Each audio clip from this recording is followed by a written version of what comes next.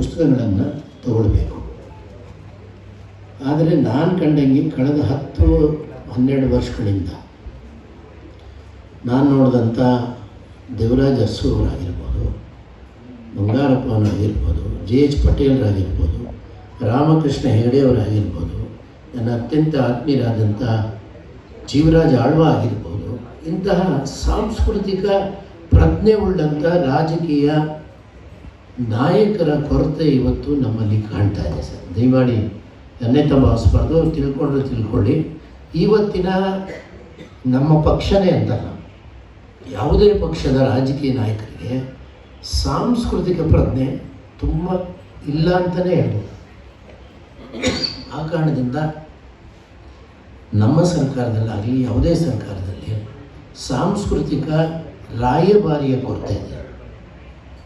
ಇವತ್ತು ಪುಸ್ತಕ ತೆಗೆದುಕೊಳ್ಳೋದು ತೊಂದರೆ ಇದೆ, ಬರಹಗಾರರಿಗೆ ತೊಂದರೆ ಇದೆ, ಕಲಾವಿದರಿಗೆ ಸರಿಯಾಗಿ ಮಾಸಾಸ್ತ್ರ ಆಗ್ತಿಲ್ಲ, ಕಾರ್ಯಕ್ರಮಗಳಿಗೆ ಅನುದಾನಗಳು ಸಿಗ್ತಿಲ್ಲ. ಹಲವಾರು ಜನ ನನ್ನ ಹತ್ರ ಬಂದು ಕಂಪ್ಲೇಂಟ್ ಮಾಡ್ತಾರೆ. ನಮ್ಮ ಸರ್ಕಾರ ಬೇರೆ ಬೇರೆ ರೀತಿಯಲ್ಲಿ ಅತ್ಯುತ್ತಮ ಕಾರ್ಯ ಮಾಡ್ತಿದೆ, ಫ್ರೀ ಬಸ್ ಕೊಟ್ಟಿದೆ, ಹಲವಾರು ಗ್ಯಾರಂಟಿಗಳು ಕೊಟ್ಟಿದೆ. ಹಾಗಾಗಿ ಇದಕ್ಕೆ ತೊಂದರೆ ಆಗ್ತಿರ್ಬೋದು. ಇದನ್ನು ಮಾನ್ಯ ಮುಖ್ಯಮಂತ್ರಿಗೆ ನೀವೆಲ್ಲರೂ ಅವರ ಗಮನಕ್ಕೆ ತರೋಣ. ಖಂಡಿತವಾಗಿ ಈ ಬಾರಿ ಯಾವುದೇ ಕಾರಣಕ್ಕೂ ಈ ಮುಂದಿನ ಬಜೆಟ್ನಲ್ಲಾದರೂ ಒಂದಷ್ಟು ಪುಸ್ತಕ ಖರೀದಿಗೆ ಮಾಡಲಿಕ್ಕೆ ನಾವೆಲ್ಲರೂ ಒಗ್ಗಟ್ಟಿಂದ ಹೋಗಬೇಕು. ಸ್ವಾಮಿಯವರು, ದೊಡ್ಡೇಗೌಡರೆ, ತಾವು ನಾವೆಲ್ಲ ಒಂದು ಶಕ್ತಿಯಾಗಿ ಹೋಗಿ, ನಾನು ಬೇಕಾದ್ರೆ CM ಅವ್ರ ಹತ್ರ ಒಂದು ಟೈಮ್ ಕೊಡಿಸ್ತೀನಿ, ಕುಂತು ಅವರಿಗೆ ವಿವರಿಸಿ ಇದನ್ನು ದಯಮಾಡಿ ಮಾಡಬೇಕು ಅಂತ ಹೇಳಿ ಈ ಸಂದರ್ಭದಲ್ಲಿ ಹೇಳಕ್ಕೆ ಇಷ್ಟಪಡ್ತೀನಿ. ನಮಸ್ಕಾರ. ಮುಂದೆ ಸರ್, ಸಾಂಸ್ಕೃತಿಕ ರಾಯಭಾರಿಯ ವಿಚಾರನ ಹೇಳಿದ್ರೆ, ಆ ಸಾಂಸ್ಕೃತಿಕ ರಾಯಭಾರಿ ತಾವೇ ಆದರೆ ಭಾಳ ಚೆನ್ನಾಗಿರುತ್ತೆ ಸರ್.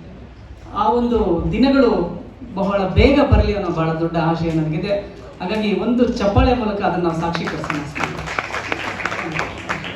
ಡಾಕ್ಟರ್ HT ಪೋತೆ ಸರ್ ಅವರು ನಿರ್ದೇಶಕರು, ಕನ್ನಡ ಅಧ್ಯಯನ ವಿಭಾಗ, ಕಲಬುರಗಿಯಲ್ಲಿ ದೊಡ್ಡ ಮಟ್ಟದ ಸಾಧನೆಯನ್ನು ಮಾಡಿದಂತಹ ಸಾಧಕರು.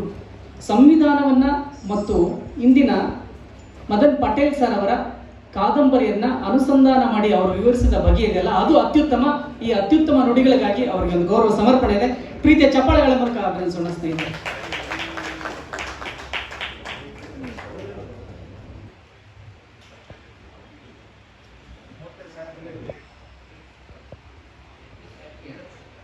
ಸ್ನೇಹಿತರೆ, ಈ ದಿನ ನಮ್ಮ ಪ್ರೀತಿಯ ಕರೆಗೆ ಒಟ್ಟು ಬಂದಂಥ ಅನೇಕ ಸಹೃದಯರಿಗೆ, ವಿಚಾರವಂತರಿಗೆ, ಸಾಹಿತ್ಯ ಲೋಕದ ಅನೇಕ ದಿಗ್ಗಜರು ನಮ್ಮ ಜೊತೆಗಿದ್ದೀರ.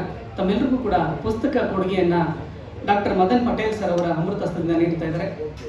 ಡಿ ಶಿವಶಂಕರ್ ಸರ್ ಅವರು ದಯಮಾಡಿ ವೇದಿಕೆಗೆ ಬರೋಕ್ಕೆ ವಿನಂತಿ. D Shivashankar sir,